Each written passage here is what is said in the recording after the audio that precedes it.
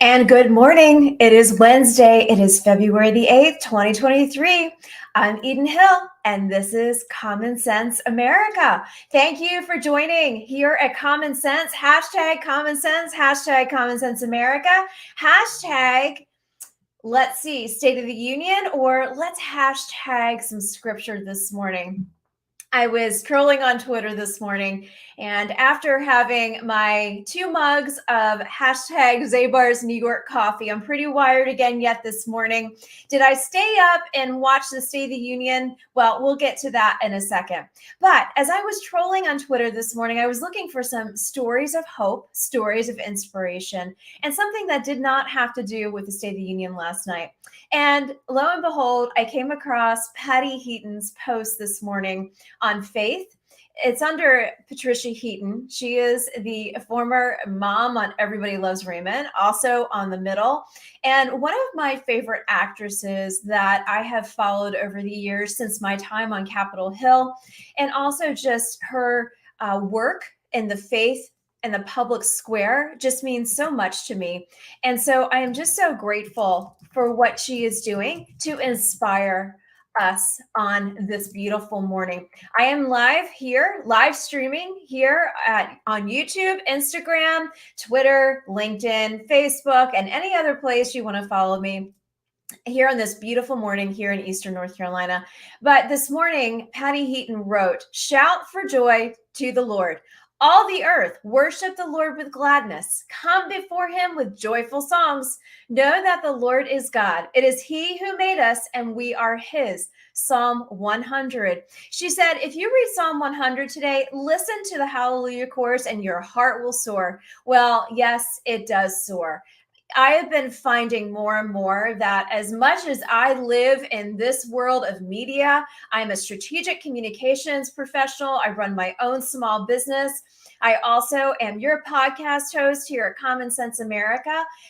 I find that if I have to watch too much of the legacy media, it takes a toll. So I have been doing more and more of reading scripture, always in the morning, but in the evening now as well. And I also put on Elevation music out of North Carolina. I believe they're over in Charlotte. They have amazing praise and worship music. And so I let my heart soar, as Patty Heaton said this morning. So thank you. Follow at Patricia Heaton on Twitter if you would like some inspiration. Also, between she and her husband, they did a movie called Unexpected. I've been following her on her Instagram page. A beautiful story. It is Nashville Film Festival 2022, Montreal Independent Film Festival 2022. Make sure you go and check it out. I know that they've been working on it. I've been following her story, but maybe we'll just get her on the show. I absolutely love her spirit for the Lord. And I also will tell you that we both attended Redeemer Presbyterian Church in New York City under the leadership of Pastor Tim Keller for many years. So we do have a lot of people we know in common, but I just personally love her and her walk of faith. So a couple things I wanted to share with you this morning. We are bringing over to the show at 9:30 this morning, Salih Hudayar. He is the Prime Minister of East Turkistan in Exile. And we are going to be talking about China Balloon, the Uyghurs, and everything else that is happening. And, he's going to be talking about the spy balloon, Blinkin to Beijing, and the Uyghurs warn U.S. China will not stop with the genocide. So there's a lot of international waters and pieces that we need to be talking about. But as many of you know, as who's been watching the show here in Common Sense America, you all know my background, my history, my love of history, not watered down history, but my love of American history, my love of watching and learning United States politics, my love of international affairs, my love of our defense industry, and also, what is going on within our veterans and their healthcare. So I have a wide scope of interest, but at a very young age, at the age of 13, I could not get enough of American history. Yes, call me a nerd. I would sit and watch C-SPAN, the House and the Senate floor proceedings. I still do that. Yes, I do.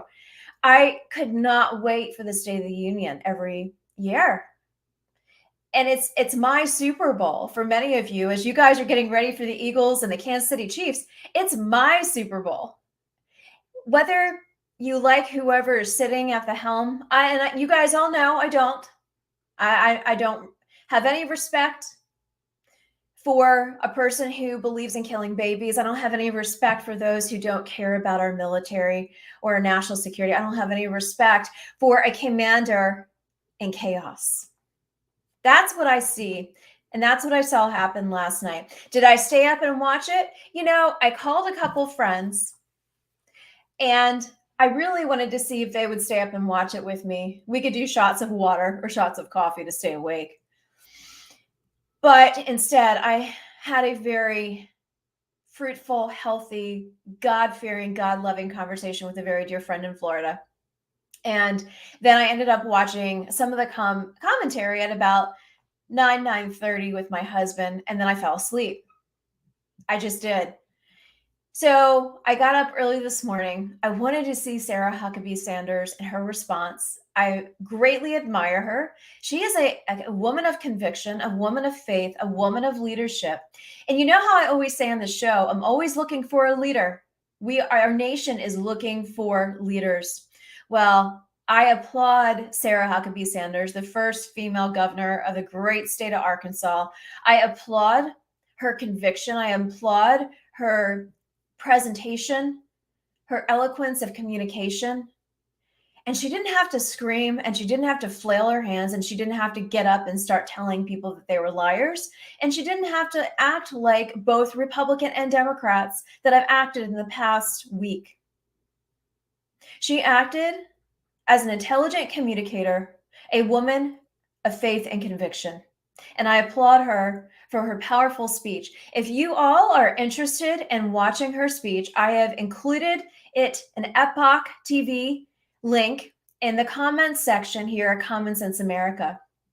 Also, other things that stood out to me last night and then this morning.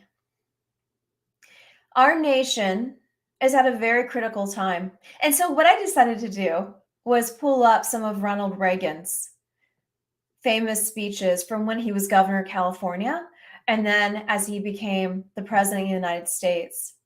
We're going to read a little bit more of those later, but I wanted to go over, how we're all looking for common sense? I wanted to go over all of the latest searches for common sense. Sarah Sanders said in her speech last night, we need common sense. How many times a day do I say we need common sense? And how many times do the guests that I have on this show say we need common sense? Because we do. Last night was not the State of the Union, in my opinion. Last night was an even greater understanding of the state of chaos that the United States of America is in. But I decided to look at all of the Republican, conservative-minded governors we have in this great country of ours, the United States of America. We have Kristi Noem. We have Sarah Huckabee Sanders. We have Ron DeSantis. We have Glenn Youngkin from Virginia. We have Abbott from Texas. We have a long list of amazing governors who love this country, who believe in this country. And if we are looking for leaders, don't look any farther than those states, because you have leaders. I love the fact that they are running independent of the federal government. North Carolina is dependent on the federal government. The embassy at the helm, in which the state that I currently live in, is dependent on the federal government. I've heard Republican elected officials say that they are looking to the government, the federal government, on certain issues. No, that's not why the federal government was set up. State government was set up, and the power back to the states is more important than the federal government. So, as I was going through my search for common sense on Twitter this morning, 862 tweets in the last hour have been posted on common sense. You think it's a theme? I think so. I think people are looking for common sense. There's a gentleman on here. I don't know who he is, but I kind of chuckled. His headline is "He is the U.S. Secretary of Common Sense," similar to the fact of those shirts I showed you the other day. We need a Department of Common Sense here in the United States of America. So the first thing that pops up, obviously, is Sarah Huckabee Sanders. She stated Biden surrendered his presidency to a woke mob that can't even tell you what a woman is. Americans want common sense from their leaders. But in Washington, the Biden regime is doubling down on crazy. Let me repeat that again, just in case you missed any of that. Biden surrendered his presidency to a woke mob that can't even tell you what a woman is. Americans want common sense from their leaders, but in Washington, the Biden regime is doubling down on crazy. Also, Kim Reynolds, another great governor from the great state of Iowa, she posted Republican governors are leading with common sense, with freedom, and the opportunity at the front of our agenda. And she applauded Sarah Huckabee Sanders. Glenn Youngkin. Common sense says that Virginia's laws should be written by elected leaders here, not outsourced to radical bureaucrats in California. There's more on that story. But Glenn Youngkin, another great Republican governor from the great state of Virginia. This was posted by MAGA 100% America is Freedom. Breaking. Common Sense 101. And there's a picture of a drag queen. Newsflash. There is no such thing as a kid-friendly drag show. This is all under common sense, ladies and gentlemen. Someone else posted, common sense is a valuable thing, ... I completely agree with you. Ashley Hinson, representative, President Biden's leadership, or lack of it, has created a state of crisis for our country. Tonight, and she was referring to last night's State of the Union, I hope he charts a new path forward and presents common sense solutions to the challenges facing many Iowans. And we have another one. Marjorie Taylor Greene, though I was not impressed with her performance last night on the House floor, I was almost embarrassed for her. I understand why she was so convicted to stand up and scream at the commander in chaos and call him a liar, because he is. But I don't know if I would have done that. I look for women in leadership. I look for those in leadership who will conduct themselves with a little bit more respect. And I did not agree with how she handled herself. It reminded me of AOC from New York handling herself the other day with other issues that were happening on the House floor. It was embarrassing, to be honest with you. As a woman, I am built with convictions, a woman of faith, an Esther for such a time as this. And as I was running for elected office, I was very convicted in my speeches, but I did not get up and scream at the other candidates saying that they were liars. Though they may have done that to me, I did not do that to them. And, you know, I will say this, Marjorie Taylor Greene and her post on common sense, she talked about bringing a stupid balloon to the State of the Union tonight. She would instead bring common sense and dignity, or at least 3 balloons like that Trump didn't shoot down. You know, I don't think she brought dignity last night. I think she forgot about that, dignity and grace. You know, when I look back at State of the Unions, like I said, I love history and not the watered down history. I posted on my Instagram page. In case you don't follow, go over to Instagram at Eden Gordon Media. And I posted images of Jacqueline Kennedy during the Kennedy administration. No, I didn't agree with everything that President Kennedy did, but I do respect Jackie's grace, her dignity, her convictions, and how she presented herself during that time period. So we have much more to talk about. It is 1:15. I'm going to take a quick break, and then we're going to come back and talk about Ronald Reagan, Ron DeSantis, and President Trump. And then at 9:30, we'll be talking with the Prime Minister of East Turkistan and Government in Exile, Salih Hudayar. We'll be right back.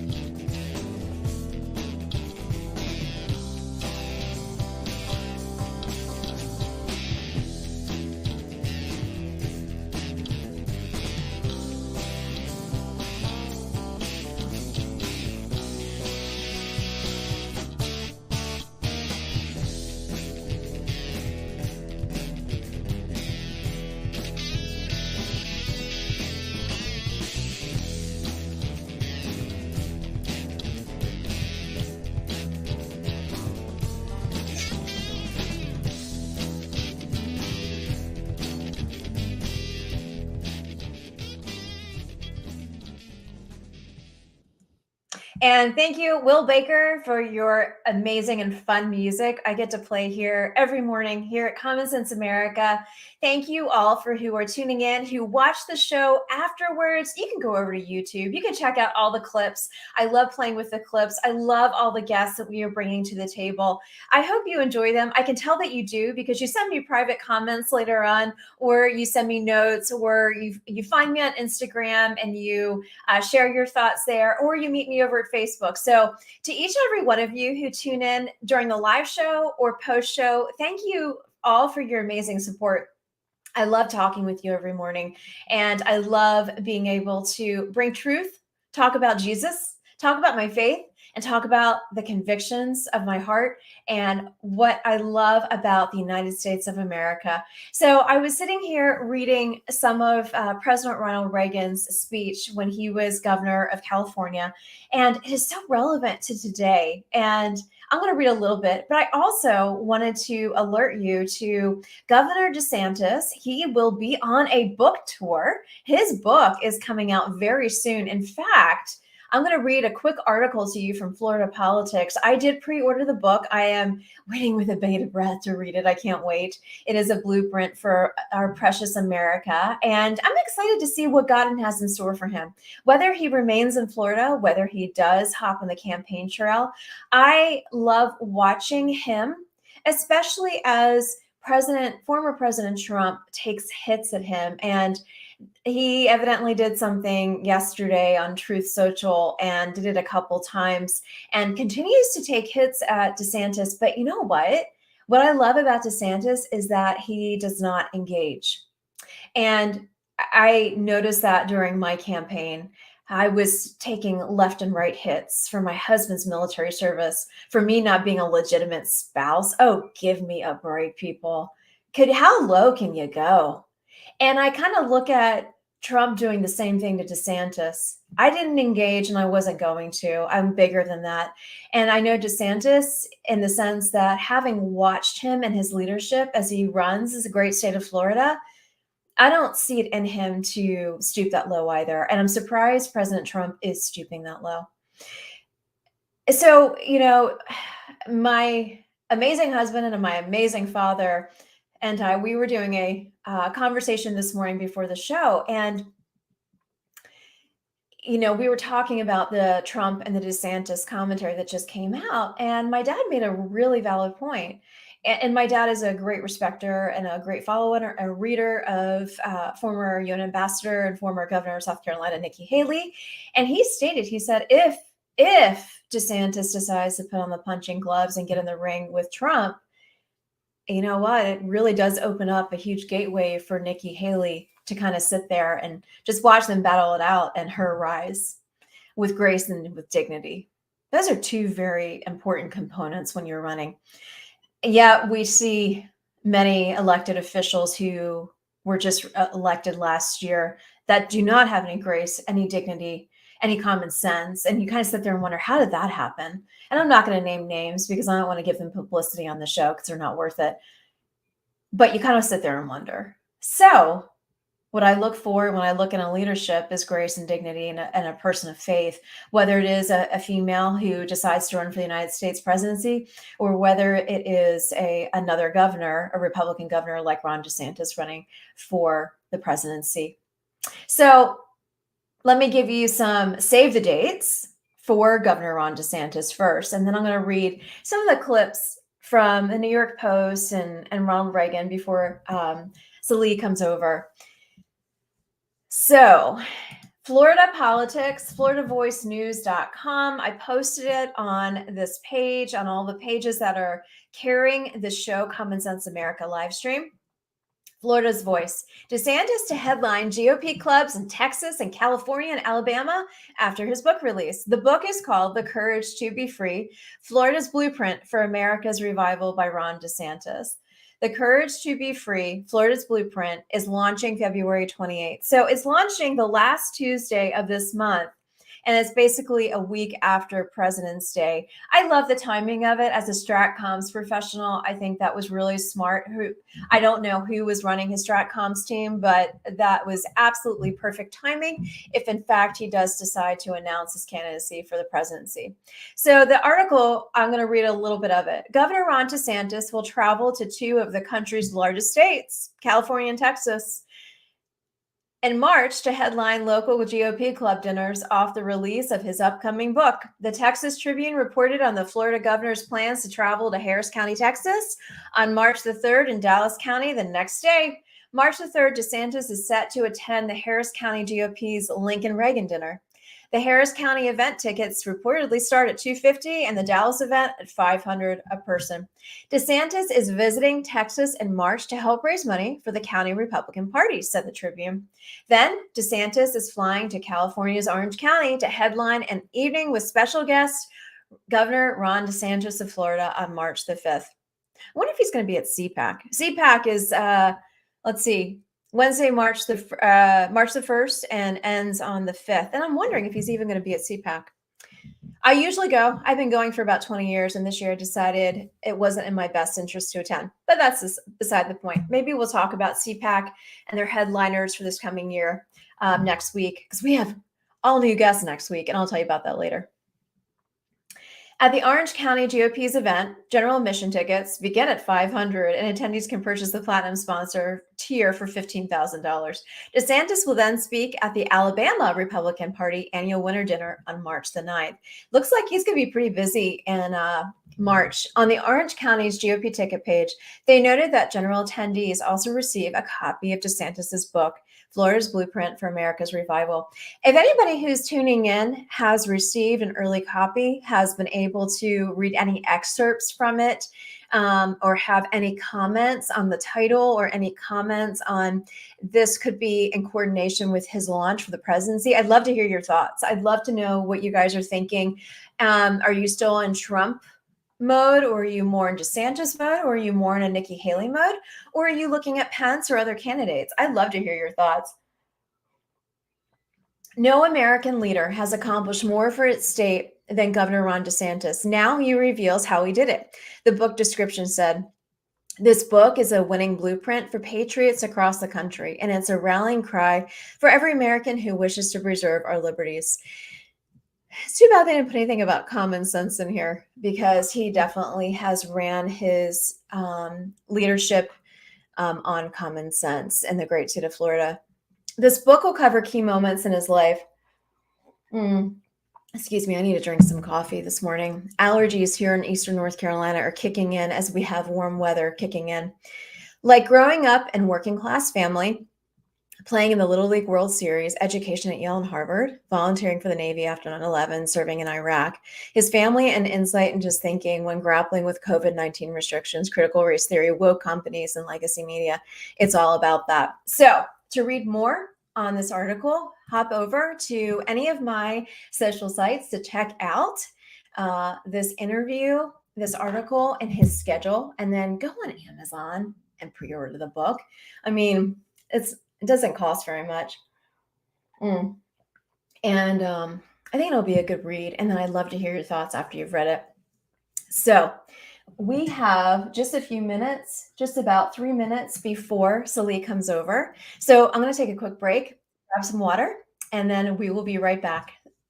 Thank you for joining Common Sense America this morning.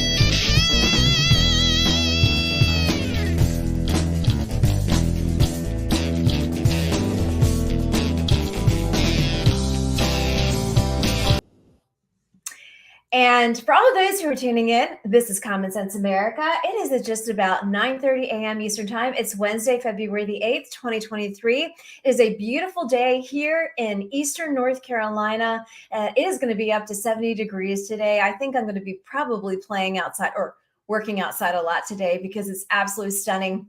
And I apologize for drinking on the show, drinking coffee. I promise it's coffee. Zabar's New York hashtag, allergies kicking in, people. Allergies kicking in. But anyway, on that note, I'm honored to bring back to the show Salih Hudayar. He has been on this show quite a few times. Maria, our dear friend, thank you for bringing us together. I love his heart, his conviction, his faith, and what he sees happening. We're going to be talking about hashtag China's spy balloon, Blinkin to Beijing, and what is happening where China will just not stop. So I'm bringing over the Prime Minister right now. Good morning. How are you? Good morning. I'm doing well. How are you? Good. Welcome back. It's so good to see you. How are you doing? Likewise. Thank you. I'm doing Good. well. How are you? Good. I'm hoping you're feeling better. I know that you weren't feeling well, and I know Yes. everybody's been coming down with stuff. So you doing better? You look great. Much better. Much better. Thank you. Good. So I received a press release and I wanted to read just a little bit about what's happening and I wanted to get your follow up on it. Let me pull up what Maria sent me. You guys, did you guys do on February the 5th, 1:33, a White House protest, and it was on the Chinese spy balloon and Blinken to Beijing? Did you end up doing that? Yes, I was unable to attend, but our community continued with it.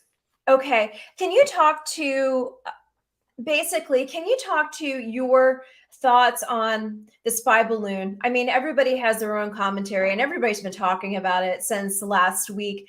Being here in North Carolina, it obviously went over a handful of military bases, Seymour Johnson Air Force Base. It went over Fort Bragg. It went over Camp Lejeune and Cherry Point, and then it ends up in South Carolina and is taken down by Langley Air Force Base in Virginia, F-22 Raptor. But my question is, what are your thoughts from where you were sitting in your leadership role? What was immediately your first instinct and your first thought, knowing everything that's going on in China right now? Well, I think this was them trying to test and humiliate the United States in the fact that, this is happening right before the Secretary of State is supposed to meet with their foreign minister and top senior Chinese leaders. And I think this was the Chinese way to gauge, to see if the United States is going to continue, appeasing China. And that's what they had hoped for. They had hoped that the United States would just continue appeasing China. And depending on what type of response they would get, then they would, discuss, certain matters in their upcoming visit. Luckily, however, the United States decided that, enough is enough. And Secretary Blinken postponed or canceled the meeting. And shortly afterward, they shot down this spy balloon. It's very unfortunate that they didn't shoot it down immediately. It should have been shot down immediately as soon as it was in U.S. Airspace. Well, let me ask you this. Last night was the State of the Union, and this whole week I've been talking about State of the Union from the standpoint of the historical aspects of it, and then also, the commentary that came out last night. I decided not to focus too much on what I call the commander in chaos. I focused more on Sarah Huckabee Sanders and her common sense convictions and integrity that she brings to her seat and what she sees for America. What are your thoughts on last night's speech? What stood out to you in regards to your role? Well, the fact, unfortunately, the fact that China is committing an ongoing genocide in East Turkestan. This is one of the most pressing issues, at least should be the most pressing humanitarian issue. This was again not mentioned by the president. He didn't mention it in his previous speech last year, and he hasn't mentioned it this year either. So this is just giving China the green light to continue its ongoing genocide and other colonial practices in East Turkestan. As you have been seeing these practices take place, talk to me. I know we talked a little bit about the human trafficking piece. We talked about the sex slavery piece the last time. We talked a lot about the China Commission in this new Congress. Can you talk to me about the China Commission in the new Congress and how things are progressing with this new commission? Yes, I mean, it took a while for the commission to finally come together because of because of the fact that it took a while to, agree on a House Speaker. However, the commission is going to be a bipartisan commission. Mhm. It's going to be focusing on competition between the United States and China. Not as they had to, work it down a little bit from what we had initially hoped that it would have been, but nonetheless, it's going to focus on, issues of espionage, trade, other violations that entail, China, as well as competition between China in various fields, whether it's economic, whether it's political, whether it's military, in the Indo-Pacific and across the world. Hmm.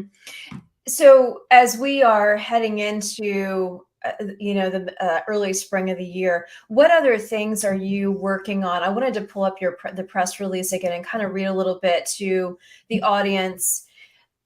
Let me read this really quickly. On the day of the meeting between U.S. Secretary of State Anthony Blinken and Chinese Foreign Minister in Beijing, the Uyghur organizations will hold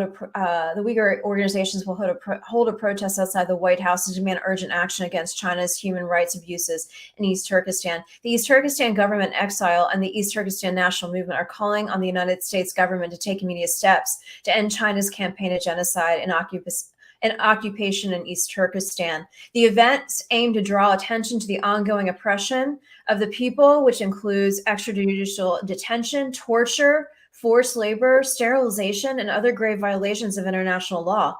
China has also been using advanced surveillance technology to monitor living inside and outside East Turkestan. So not only are they surveying the United States, probably more so than we have realized, they're doing also the same outside of East Turkestan. What are your thoughts on this event? What are your thoughts on what is coming in the coming months as we head into spring? What do you see on the horizon that we need to know about as this continues and as the blind eye continues to be turned when it comes to the genocide? Well, China is, engaging in a lot of espionage and spy activities, whether it's here in the United States or elsewhere. It's surely doing this electronically as well, especially targeting Uyghurs and other Turkic peoples, even here in the United States. They're also using their, assets and agents to influence, co-opt, or even control, you know, Uyghur and other East Turkistani diaspora communities and organizations. These are things that need to be deeply investigated by U.S. law enforcement and counterintelligence officials, Mhm. and this needs to be, pushed back on. We've been, warning about this for a long time, and especially with our elections coming up, we already see, influence operations being carried out by suspicious individuals with links to China and Turkey. Seemingly, they are being looks on appearance, it looks like they're being backed by Turkey, but we have to understand that China and Turkey have strategic intelligence and security cooperation agreements. So China is using Turkey to play these intelligence games. So these are things that the Western intelligence agencies need to push back on and assist us with, because we definitely don't have the capabilities to prevent influence operations targeting our diaspora community. Talk to me about the upcoming elections. Break that down for me a little bit more. Yes, so we every 4 years we have general assemblies for our government in exile. So what happens is every 4 years before the summer, for example, around June, we Okay. will have parliamentary elections in which members of our diaspora community who are not affiliated with China or the Chinese in any way, or any foreign service in any way, um, and who support obviously independence, uh, have hold elections in their own local diaspora community, Mhm. and those members in turn convene the General Assembly, and the General Assembly will convene this year Okay. in November 2023, from November 10th to the 12th here in Washington D.C. Okay. uh, for the Ninth General Assembly, and they in turn elect a government. So they'll Okay. elect a prime minister, a president, a parliamentary speaker, vice president, etc. These core leadership, and the core leadership under the prime minister will then form a cabinet, Okay. and that will serve as our new government. Okay. And then as that proceeds to happen, where does that interact with the United States government? How does that come together? Well, at the very moment, I mean, the U.S. government is not involved in this process whatsoever. I mean, as far as maybe monitoring it is the Mhm. best Mhm. involvement that they'll have, Right. because of obviously this is our own diaspora community's elections. But right now we're facing already these influence operations coming out of Turkey, but behind Turkey is China, and they're wanting to control or co-opt the government in exile as well. Talk to me a little bit more about Turkey. Break it down, some of the things that are happening that may not be, a lot of the legacy media will not talk about this. So talk to us a little bit more and educate us in the Turkey aspect. Yes, so since 1997, Turkey has been pursuing. Turkey historically is, has been a safe haven in many ways as for the East Turkistani people. We're culturally and ethnically, related people.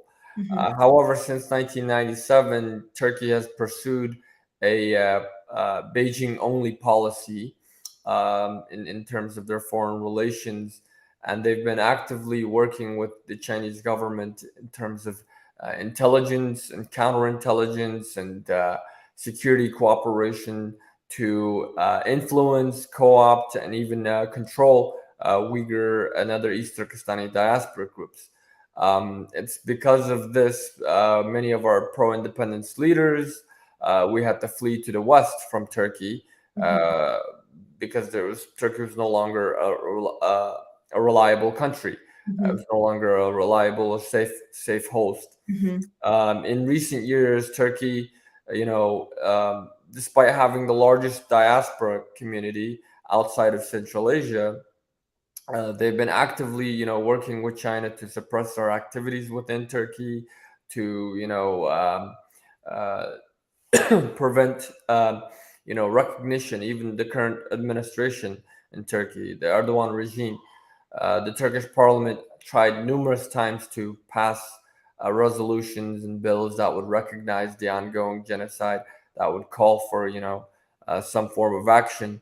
But the current administration has repeatedly squashed that. They've also, silenced a lot of people. They've been secretly deporting Uyghurs through third countries, and they're engaged in a lot of other nasty intelligence games and security cooperation agreements with China that we don't know the whole full scope yet.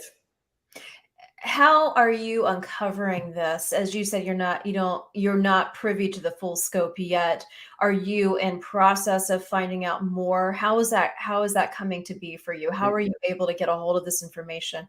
Well, some of it is through we did underground investigation within Turkey, within our own diaspora community. Uh-huh. Some of it is, unfortunately, we almost got entrapped ourselves by the Turkish NGOs who are fronting for the Turkish government. Mm. pretending to, oh, we want to help East Turkestan, we want to do this, and all these different things. And How that's did how we realized. you cover that? How did you figure that out? Because Well, so you see that happening a lot, and even here in the United States. yeah, for numerous times, for example, since 2019, even with our eighth General Assembly in 2019, Turkey was like, oh, we instead of doing it in Washington, come hold it in Cyprus. We will help you, this and that. And we're like, no, no, no, no.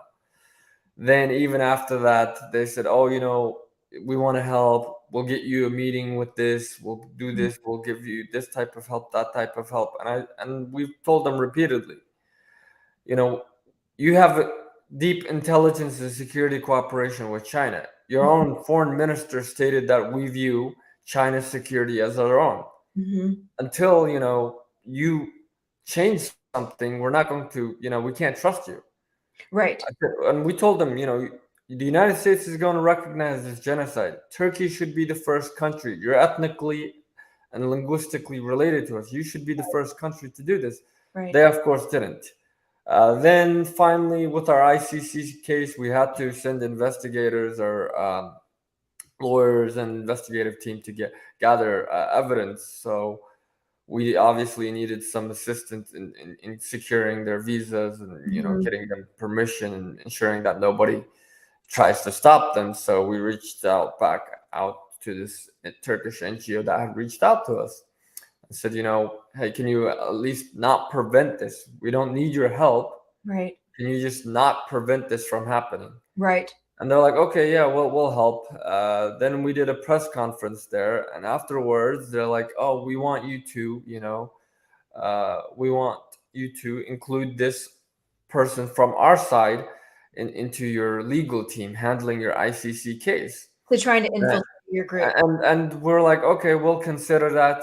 We did research, and the guy, this legal professor that they, lawyer slash professor that they recommended, Mhm. uh, that they pressured us to include in our legal team, Right. turns out to be someone who wrote a bunch of articles denying the ongoing genocide, claiming that it's just some US propaganda.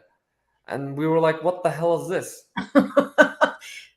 So you called them out on it, right? Oh yeah, we did it. We Yeah. did. And then they're like, "Oh, you're being used by the Americans. You're this, you're that." It's the same stupid propaganda that they always throw out. Right. Right. Well, let's talk about this. Who is advocating and helping and working with you within the Capitol Beltway? For all of those who are tuning in, Capitol Beltway is Congress, it is the White House, it is all of the agencies, it is the swamp.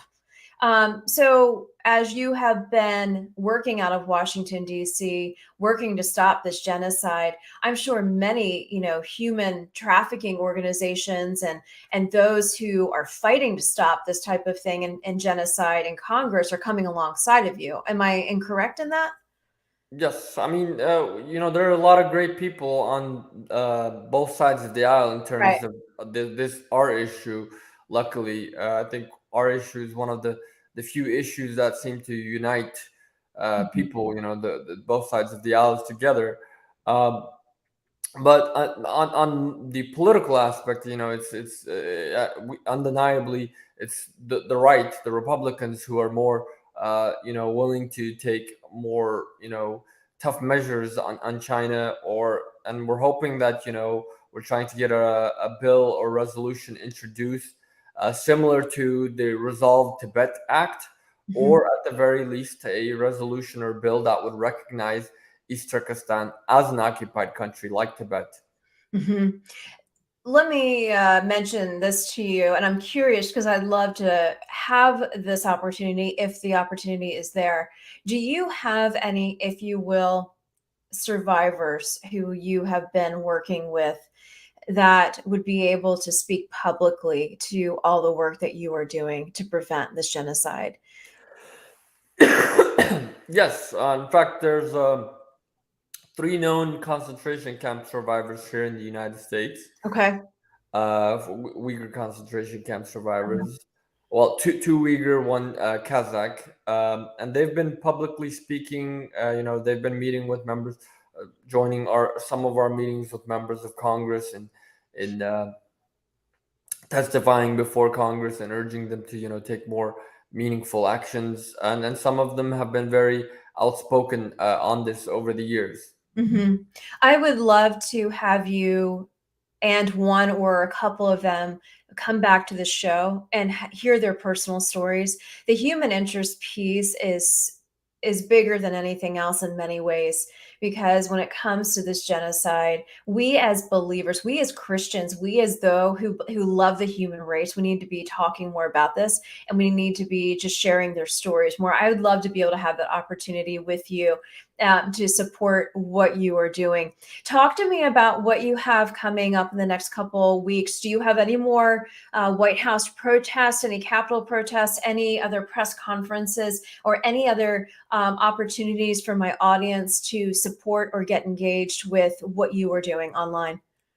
Yeah, we're actually, as I mentioned earlier, we're actively pushing for Congress and others to recognize East Turkestan as an occupied country. Mhm. We're pushing for at least, like we said, a Resolve East Turkestan Act, Mhm. or a resolution that will recognize East Turkestan as an occupied country like Tibet, and we would be would be grateful if members of those who are watching can contact their members of Congress and urge for this to happen, because we need to uh, in order to end the ongoing genocide, we need to focus on why it's happening.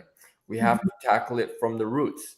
And the reason this genocide is happening is the fact that, this is an occupied country. This is a Mhm. country that China invaded and then occupied and has been slowly colonizing to where it's now led to genocide.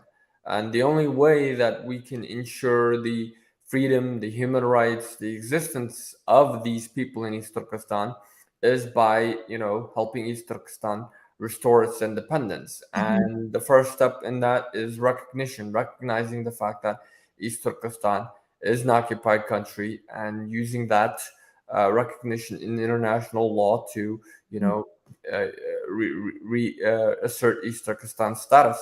Mhm. Um, Talk to me a little bit about the survivors really quickly. Where are they based now in the United States, and are they getting support from their elected officials?